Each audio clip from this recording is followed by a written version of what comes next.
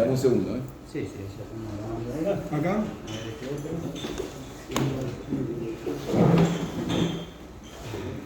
¿Todo bien? Bueno, ¿compraste el libro? Bueno, eso evitamos. Acá.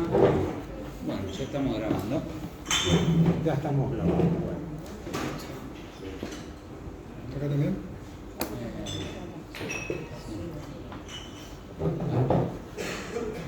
¿En medio también? Ahora, eso, perfecto. Listo.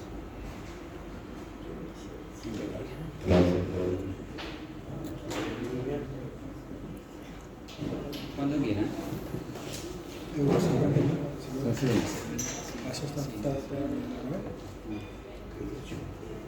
Estamos transmitiendo El vivo de Instagram. el vivo de Instagram. Nacho. Listo.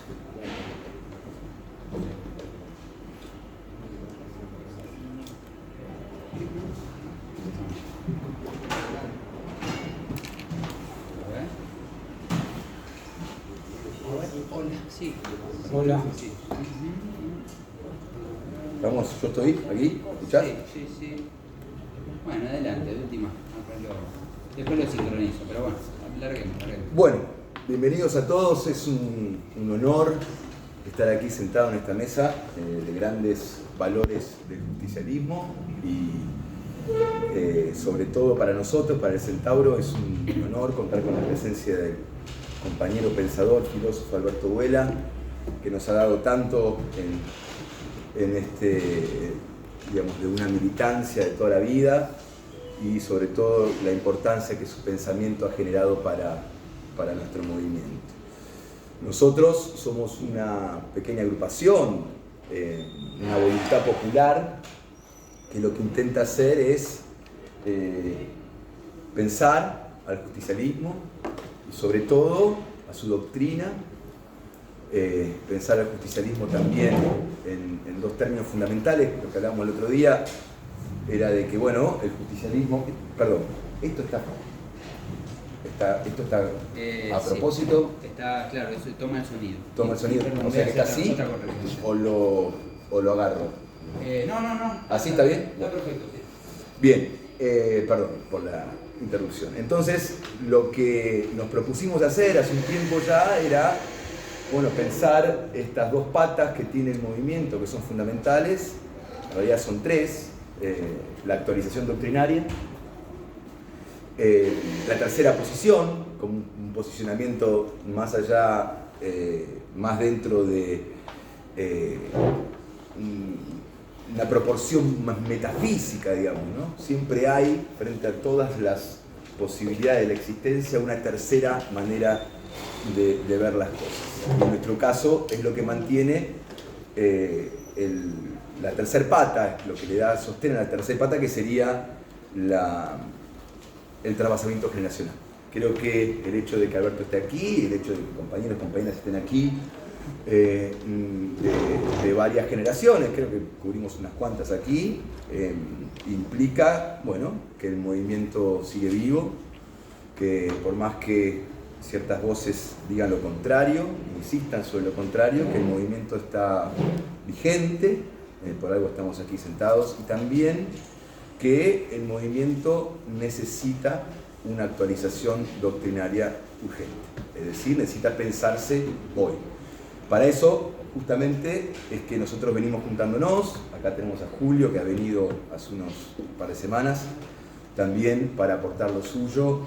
No sé si hay algún más por ahí, pero veo unos cuantos. Y que también tenemos el desafío de que esta actualización no sea solo una actualización histórica, como quizás recientemente hemos vivido del movimiento, sino sobre todo una actualización realmente doctrinaria. Creo que para eso es que Alberto nos honra con su presencia y le hemos dado el desafío de pensar algo que yo tengo la sensación, si bien vengo pensándolo hace mucho tiempo, es lo que siempre tiende a escaparse al movimiento, que es esta cuestión de el pensamiento justicialista, es decir, la unidad de un pensamiento justicialista.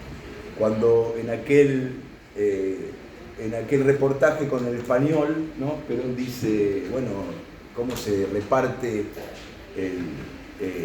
la ideología política dentro de Argentina. El tipo dice, bueno, hay, miento, pero 40% liberales, 30% democracia cristiana, 10% de comunistas, 10% de neofascistas.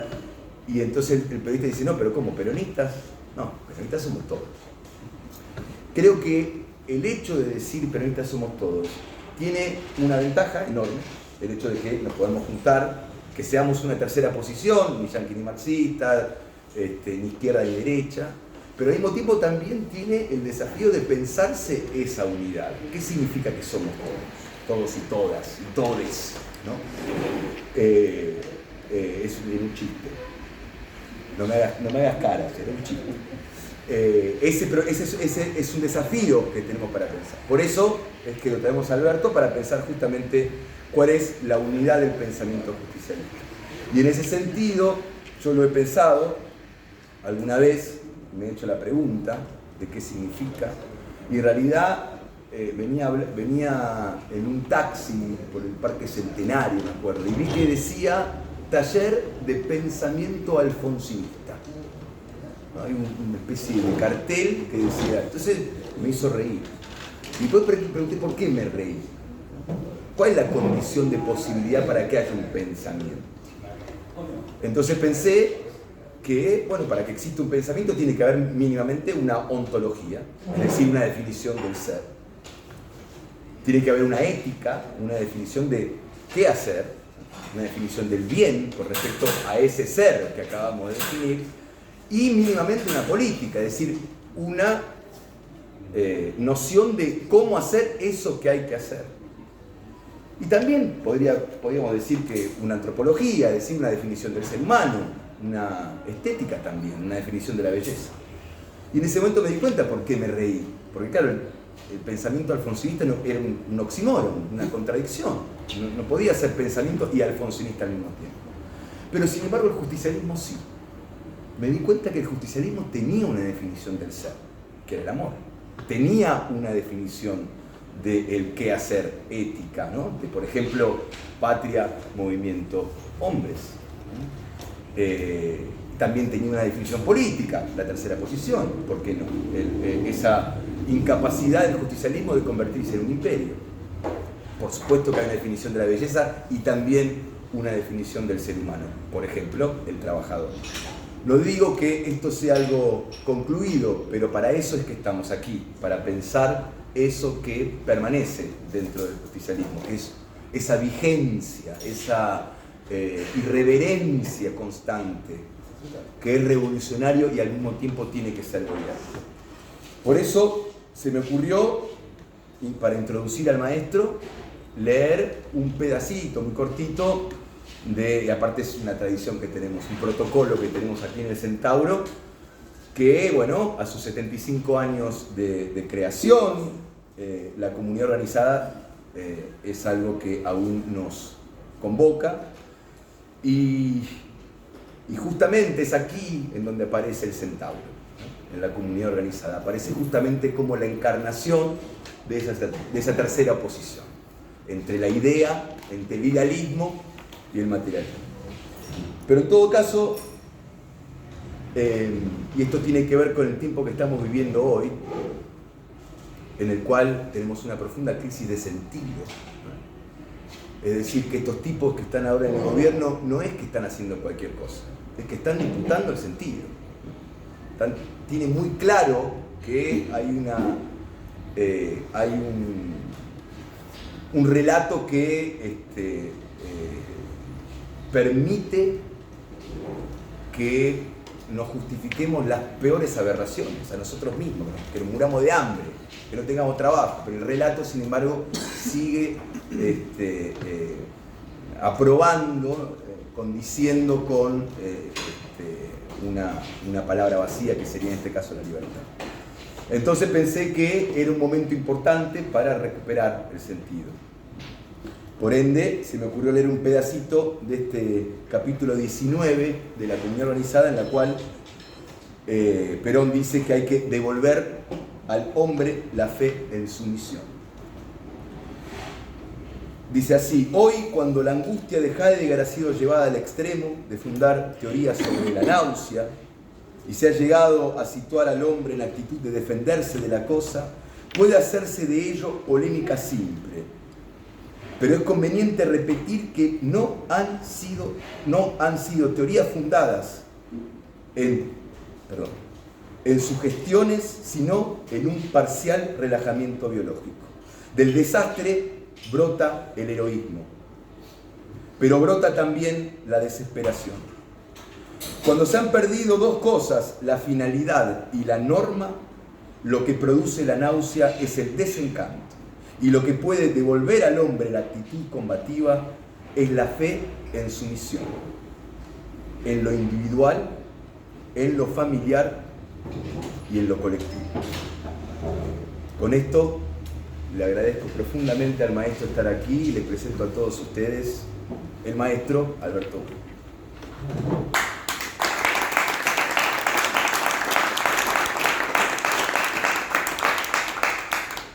Bueno, muchas gracias por la invitación. Estoy acá, no suelo ir a muchos lugares porque el tiempo pasa y la disposición existencial es otra. Primero quiero agradecer a Javier Casaubon, que es el que me convocó, y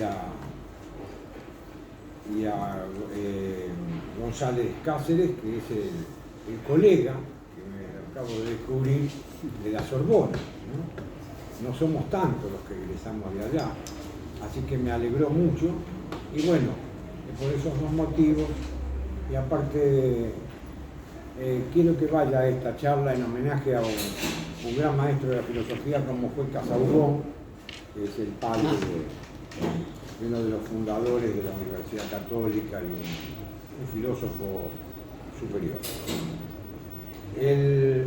Para empezar, siempre hay que empezar por los términos, ¿no? Cuando me llega la invitación dice compañeros, me dice con X. Cuando me llega la invitación a esta charla, yo si hubiera habido esto ya no vengo. ¿Por qué? Porque primero se pierde en la lucha política, en la lucha ideológica, la primera es la batalla semántica. Los términos nosotros pensamos a través de las palabras y por eso tenemos que usarlas bien, porque pensamos, cuanto mejor hablamos, mejor pensamos. Si hay una dependencia de las ideas respecto de la expresión, entonces esta tontera de ponerle compañeros con una X, invito compañeros a la charla del profesor Vuela, digo, pero ¿dónde estoy yo? ¿De dónde me sitúo? ¿No? Compañeros. No sé. Con X. Pero ¿por qué? Porque los términos, se sabe, la buena lógica, que los términos pueden ser equívocos, pueden ser análogos, ¿no? Pueden ser equívocos.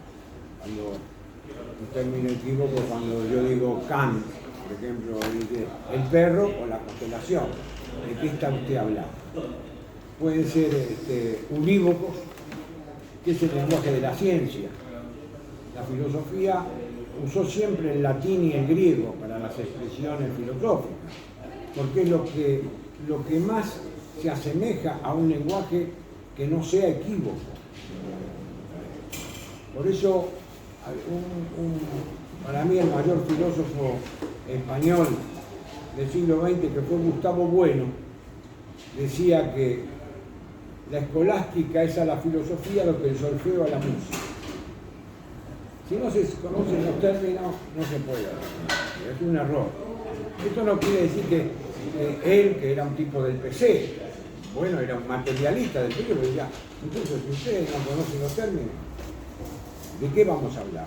Cada uno inventa su vocabulario, lo cual haría que la filosofía se transformara en un aquelarre. De modo tal que he hecho esta precisión me tengo que introducir en el tema.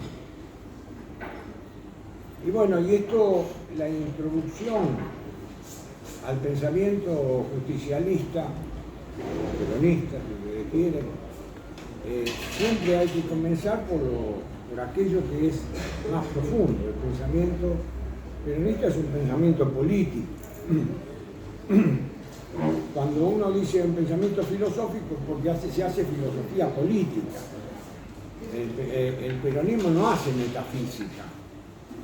El peronismo no tiene una teoría del ser en tanto que tal. Es un pensamiento político encarnado. Y un pensamiento político encarnado que no tiene dependencia. Eso es una cosa muy importante. Esta es la visión que yo doy en ese libro que se llama Teoría del Peronismo.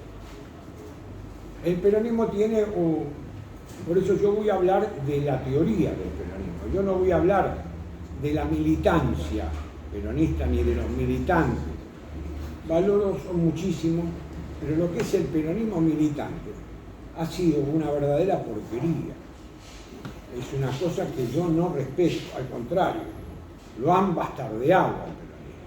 Y los últimos gobiernos que hemos tenido, limitémonos al siglo XXI, para no herir susceptibilidades, porque acá hay mucha gente mayor que ha vivido el siglo XX, como me pasa a mí, pero limitémonos al siglo XXI, y ya que estamos hablando para los jóvenes, la experiencia de los últimos 24 años del peronismo es lamentable. La experiencia del peronismo militante. De ese no me voy a ocupar. Cada uno de ustedes tendrá sus razones, sus críticas, sus avales, etc. Yo me voy a ocupar del pensamiento del peronismo en tanto teoría política. Teoría quiere decir, nosotros disponemos de teoría, no creamos teoría, el hombre dispone de teoría. Y el peronismo supo esbozar una teoría política autónoma, es decir, no se copió. En primer lugar hay que establecer que no se copió, o si ustedes quieren, no nos copiamos, para que no me sientan tan distantes. ¿Por qué no nos copiamos? Porque no nos copiamos. No se copió del fascismo, como dicen los liberales, no se copió del marxismo, no se copió de la doctrina social de la Iglesia, como dicen un montón, mucha gente que está acá seguramente lo piensa, pero el peronismo fue autónomo. Hay vinculaciones, ciertamente, el peronismo está vinculado a la doctrina social de la Iglesia, pero no nace a partir de la doctrina social de la Iglesia. Cuando el peronismo se esboza, los años 46, 47, 48, 49, cuando se consolida como teoría política, la doctrina social de la Iglesia era una doctrina profascista, porque era la 40º año. Había dos encíclicas, la Rerum Novarum y la 40º. ¿Por qué? Porque esa tampoco es una doctrina para la Iglesia. No es algo que es voluble. La Iglesia cada tanto tiene una visión sobre el mundo. Y así como en la 40º año da una visión profascistoide de la organización de la sociedad, después en la Mater Magistra da una versión más social cristiana. Y así se va acomodando. Por lo tanto, estas son razones profundas que hacen que nos preguntemos, ¿pero de dónde surge? La idea fundamental es la idea de comunidad. Esta idea de comunidad había sido trabajada por un filósofo que murió antes del peronismo, que se llamó Saúl Taborda. Los filósofos argentinos han sido muy importantes, después cayó como le cae todo, pero fueron muy importantes. Taborda hablaba del comunalismo. Organicemos hay un escrito del año 36 de Taborda, que se llama La crisis espiritual de la Argentina, donde dice, tenemos que terminar con el sistema, era abogado, era doctor en pedagogía, conocía muy bien el pensamiento alemán, uno de los primeros de los argentinos que estudió en Europa. Y entonces decía, terminemos con esta división, esta organización a través de provincia, no, nosotros tenemos que ir a una república comunitaria. Que después decían que era comunista, no era comunista. ¿Por qué Perón habla de comunidad? Habla de comunidad porque él se da cuenta que ese es el resorte y la fuente genuina del poder. La fuente del poder está en la comunidad, no está en el Estado. El Estado es un instrumento que como tal el gobierno usa. Por eso en la Verdad 18 se dice: constituimos un gobierno centralizado, un Estado descentralizado y un pueblo libremente unido. Este es un principio fundamental, la distinción entre gobierno y Estado, que se lo plantea Lenin en la teoría del Estado, no se da cuenta. Se lo plantea Maritain, que dice es un tema muy difícil de resolver. Yo lo estudiamos. ¿Por qué? Porque es muy difícil, a ellos les resulta muy difícil distinguir entre gobierno y Estado. ¿Por qué? Porque no tienen en su bagaje cultural la idea de comunidad. Maritain la habrá tenido hablando de la comunidad cristiana y todas estas cosas. Pero acá no hacemos tampoco cristianismo. El cristianismo es un saber de salvación. No tenemos que usar el cristianismo como saber político. Eso es bastardear al cristianismo. El cristianismo es un saber de salvación. Con lo cual, si nosotros, el peronismo acepta eso, con lo cual hace que hay un mentís, por ejemplo, a todos los proyectos de la democracia cristiana. Si nosotros aceptamos que es un saber de salvación. Ahora, si nosotros lo misturamos como un saber político, sociológico, bueno, hacen sociología de otro tipo, serán social cristiano, demócrata cristiano, o todo lo que el adjetivo de cristiano abarca. Pero ¿qué pasa? Esta idea de comunidad fue esbozada por ejemplo, por Ferdinand Tönnies, el gran sociólogo alemán que distingue sociedad de comunidad.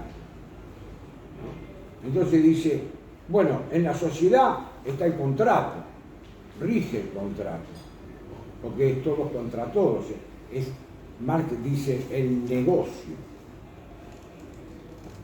dice, porque el nec otium, el no ocio, es la ambición, los contratos, el dinero, etcétera, etcétera, etcétera. Esto es lo que rige la sociedad, que es la que nosotros nos manejamos, ¿no?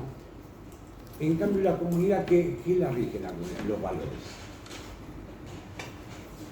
Ahora, ustedes van a decir, pero ¿cómo? En el año 46, 47, porque esto de la comunidad organizada, Perón lo esboza, por ejemplo, en escritos de política y estrategia. Hay un capítulo que se llama la comunidad organizada. Esta me parece a mí que es la idea fuerza, reforzar la comunidad. Y la Argentina fue grande porque tuvo muchísimas organizaciones de la comunidad que se las dieron. Nos la dieron los inmigrantes, que en cada pueblo levantaron un teatro italiano o español. ¿Por qué lo hacían? Pues no porque estaba el Estado, el Estado no existía, o un Estado dependiente, ¿no? Era la comunidad, era producto de la comunidad. Nosotros tenemos, aquellos que estamos más vinculados a la tierra, a los pueblos del interior de la Argentina, nosotros sabemos que eso es una realidad, que existió y que existe. Ahora más licuado, más anodino, pero ahí están los teatros. Eso es un producto de la comunidad. Y esta es una cosa que nosotros no podemos obviar, no podemos, para mí es el meollo del asunto. Pero no termina ahí. Si fuera esto, bueno, sería un relato comunitarista y punto. ¿Qué pasa con los pensadores contemporáneos comunitaristas norteamericanos que se enfrentan a los liberales y los comunitaristas, ¿no? Por ejemplo, hay autores como Alasdair MacIntyre, que es un comunitarista, o autores como Nozick, que son los liberales, y así podemos nombrar también eso. Pero no se detiene ahí. Y dice, pero la comunidad, ¿cómo es la comunidad? La comunidad tiene para el peronismo tiene dos fases muy importantes. Como sistema de poder y como sociedad a construir. Para mí se tiene que ver así. Como sistema de poder, el poder nace y se crea a partir de la comunidad, no del Estado. Si tomo el Estado, bueno, tengo el poder del Estado, tengo el poder de policía, la representación, la moneda, etcétera, etcétera. Pero el poder más genuino nace de la comunidad. Es lo que se llama el pueblo libremente organizado. ¿Libremente qué quiere decir? Y que nosotros, cada uno puede crear una organización llamada Organizaciones Libres del Pueblo. Otros le llaman cuerpos intermedios, otros le llaman cuerpos profesionales. ¿No estamos? Es decir, esta comunidad, para ser tal, tiene que ser fructífera. No podemos crear una comunidad muerta, porque eso es un conglomerado. Una comunidad es aquella que está produciendo su propio sentido. Ahora bien, y como sistema a construir, ¿cómo es? Si el poder nace, ¿cómo se construye? Bueno, Perón va a insistir en una idea fundamental que es originaria del peronismo, que es que las organizaciones libres del pueblo, cuerpos intermedios o cuerpos profesionales, como ustedes quieran denominarlas, son factores concurrentes en los aparatos del Estado. Esta ley lo dice. Factores, ¿qué quiere decir eso? El Estado no tiene un ser en sí. Y ustedes preguntan por el Estado, se preguntan, ¿qué es el Estado? No tiene un ser en sí. El Estado es sus aparatos. El Estado es sus ministerios, sus secretarías, sus gobernaciones. Este es el Estado. ¿Hasta dónde llega el Estado? Bueno, en nuestro caso llega hasta la municipalidad, cosa que no está bien, porque en la municipalidad uno no es un ciudadano, en la municipalidad uno es un vecino, es una cosa distinta. Por eso un día le preguntan a Perón, ¿y cómo era su relación con los Estados Unidos? Muy buena, muchacho, era la teoría de la buena vecindad. Nosotros trabajábamos de bueno y los norteamericanos de vecinos. Uno siempre te lleva la patada, que te corre la medianera, que te tira basura, que tenés que... Con vecinos es problemático. Por eso es bueno tener buenos vecinos. Todos queremos tener buenos vecinos, no malos. Pero siempre está el choque cotidiano. Entonces, estos aparatos, el Estado no tiene. Entonces, ¿cómo se manifiesta? A través de sus aparatos. ¿Y estos aparatos qué hacen? Estos aparatos tienen que recoger aquello que las organizaciones libres del pueblo plantean ahí, porque ellas son las que conocen. Si hay un problema en minería, ¿qué tendría que hacer si uno estuviera organizado bien? Bueno, que la gente que trabaja en minería, los sindicatos de mineros, las cámaras de mineros, los que están vinculados, concurran a los aparatos del Estado para que el gobierno, ahí interviene el gobierno, tome la decisión correcta, escuchando la voz del pueblo, como decía Vita. Porque ellos, estas organizaciones libres del pueblo, son la voz del pueblo. Esta expresión de Vita de la voz del pueblo, que es tan importante, lo hace Eva cuando se plantea la Constitución del Chaco de 1951. Constitución que mucha gente no conoce, porque todos hablan de la Constitución del 49, etcétera, etcétera. La Constitución